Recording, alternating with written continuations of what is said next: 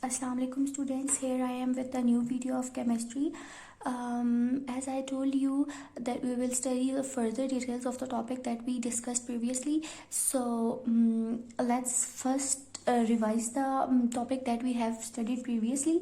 So previously we have studied about chemical equilibrium, about the introduction of chemical equilibrium, its definition, a few examples, and the types of reactions which are reversible and irreversible reactions.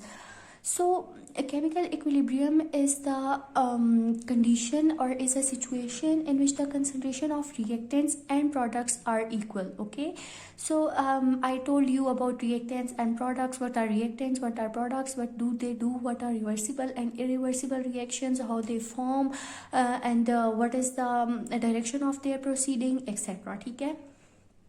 For example, for the reversible reaction, I told you about its direction, which is in both directions, forward and reverse. Okay, so now we will discuss the further topic or the details of the topic or the next topic, which is dynamic equilibrium and reversible reaction. I told you that reversible reaction proceeds in both the ways, forward and reverse reaction. Okay, and then when this happens, there is a certain condition of equilibrium which we will be going to discuss today. Its examples, and then properties of forward and reverse reactions, and properties of the equilibrium that we are studying. Okay, so I have told you about the reversible reaction for many times, so now we will discuss about its example, and then from the example you will understand the concept of equilibrium which is establishing here. So for hydrogen and iodine, when the solution is prepared, or when their mixture is prepared, they form hydrogen iodide. Okay, the hydrogen and iodine solution present in when hydrogen and iodine present in a solution, they have a purple color, but when they form hydrogen iodide, which is 2Hi, their color disappears. Okay, they become colorless. Okay, so I have written, as I have mentioned it here, disappearance of the color, which means hydrogen and iodine, which are purple in color, when they form hydrogen iodide, their color disappears. This is the forward reaction. Okay, this shows the completion of the reaction. Here reaction is complete, no further reaction will take place, because all hydrogen and iodine molecules are converted into hydrogen iodide. Okay, but now what happens when we heat this solution, or when we heat the mixture of hydrogen and iodine? Or we can also say that we can write it in reversible manner, as 2Hi, which is hydrogen iodide, converts into hydrogen and iodine. Okay, and here the color appears. Now we have studied two type of reactions, in which in first reaction hydrogen and iodine were forming hydrogen iodide, and the second reaction hydrogen iodide is forming hydrogen and iodine. Okay, now we can combine both reactions and write it in this form: H2 hydrogen plus iodine forms 2Hi, and I told you that when hydrogen and iodine combines, they form hydrogen iodide and the color of the solution disappears. But for the further reaction, in which hydrogen iodide breaks and converts into hydrogen and iodine, it is a reverse reaction. So we can mention the two types of reactions in only a single equation, in which appearance and disappearance of the color is taking place, and the reaction is in chemical equilibrium. The amount of hydrogen and iodine which is combining to form hydrogen iodide, same amount of hydrogen iodide is decomposing and again converting into hydrogen and iodine. Here the reaction continues to proceed because the concentrations of reactants and products remain equal. Okay, at first the rate of forward reaction is greater because there are reactants which are in excess, but after some times the rate of forward and reverse reaction become equal. Why they become equal? Because the concentration of reactants and products match each other. The amount of reaction or the amount of reactants we are using will be converted into products, and same amount of the product will be decomposed to the reactants. Okay, now we will take another example, which is of calcium carbonate and carbon dioxide, for further understanding. Okay, so when calcium and carbon dioxide form, or when they both combine, they form calcium carbonate, which is CaCO3. Now there are two type of reactions that can happen. Okay, when we have an open flask, okay, we suppose we have an open flask. Consider this as an flask, It has no lid on it, and there is CaO, which is calcium oxide, and Ca2, and they are combining to form CaCO3. What happens here? The flask is open, carbon dioxide can escape from the reaction, okay, because carbon has atmosphere, or carbon has the space to escape from the solution, okay, and CaCO3 remains in the solution. But when the flask is closed, for example, we have put a lid over this flask. Now what happens? The molecules of carbon dioxide rise up, and they will be devaporized to the solution and form CaCO3, okay. So for open flask and for closed flask, there are two different phenomena, okay. For open flask, the reaction only proceed in the forward reaction or in the forward direction, and proceeds towards completion. The reaction is complete once CaO is formed or CaCO3 is converted into CaO or carbon dioxide, okay. But when there is closed flask, there is an equilibrium established between them, between the reactants and products. How is this established? Calcium carbonate and carbon dioxide will react to form calcium carbonate, okay. But when calcium carbonates decomposes to form calcium oxide and carbon dioxide, this reaction is in equilibrium. Concentration of reactants and products are equal, okay. The reaction is in the form of chemical equilibrium, okay, in which the reactants and products are in equal amount, okay. The reaction is proceeding, but it seems like it has stopped, but it has never stopped. The reaction always seems to proceed. While it proceeds, because there is no completion of reaction. Why is there no completion of reaction? Because the amount of reactants and products are never completely dissociated or completely decomposed, okay. So there are two types of further equilibriums, which are static equilibrium and dynamic equilibrium. What is static equilibrium? The static equilibrium is the condition of equilibrium in which no further reaction takes place. Once reactants or products have equal concentration, the reaction has stopped. No further reaction will proceed, okay. And the next is dynamic. For example, I give you the example of a building which is standing. Why is this building not falling? Although it does not have a support, this is the phenomena of static equilibrium, because all the forces acting on the building, gravitational force and etc. type of forces which are acting on the building, are in equilibrium, okay. And these equilibrium forces cancel the effect of each other, and the building remains standing, okay. And the next is dynamic equilibrium.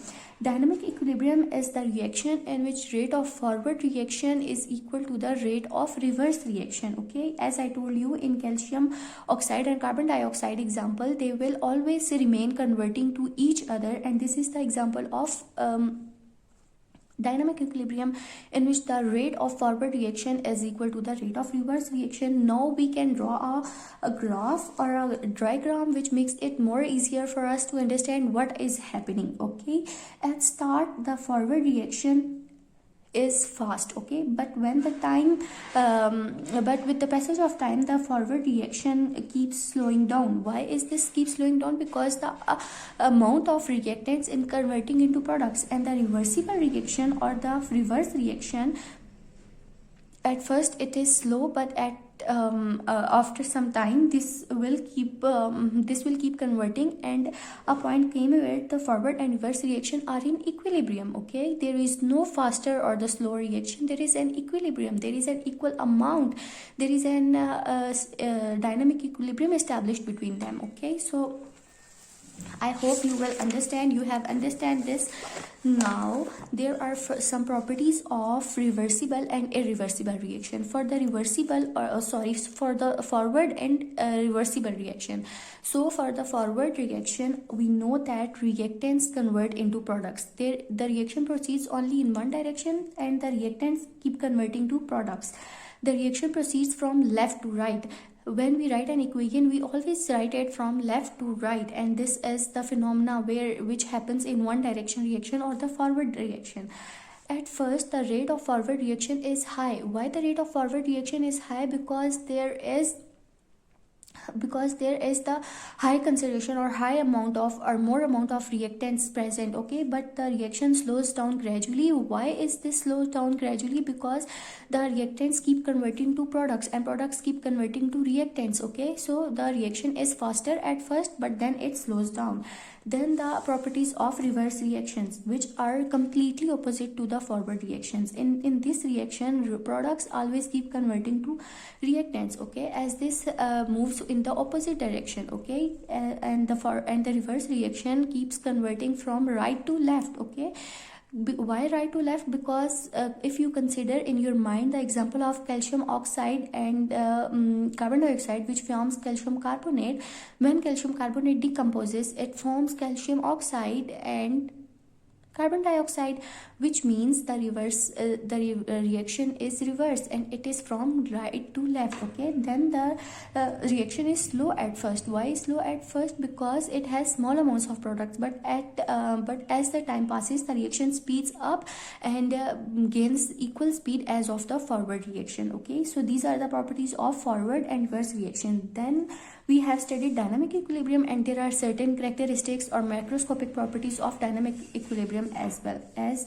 what are the properties? The dynamic equilibrium always happens in a closed system. Why in closed system? Because no substance can enter or leave the system. Okay, so when no substance, no further compounds are entering or leaving the system, the solution or the mixture or the compounds are in dynamic equilibrium. Okay, we can interfere we can disturb the dynamic equilibrium by altering the conditions such as temperature, pressure, and we can adjust it according to our desire. Then what happens? Concentration of both the reactants and products always remain same, and we can start dynamic equilibrium from either reactants and from either products. Okay, there is no a specification for reactants and products. It could start from reactants and products both. Okay, I hope you have understand the phenomena.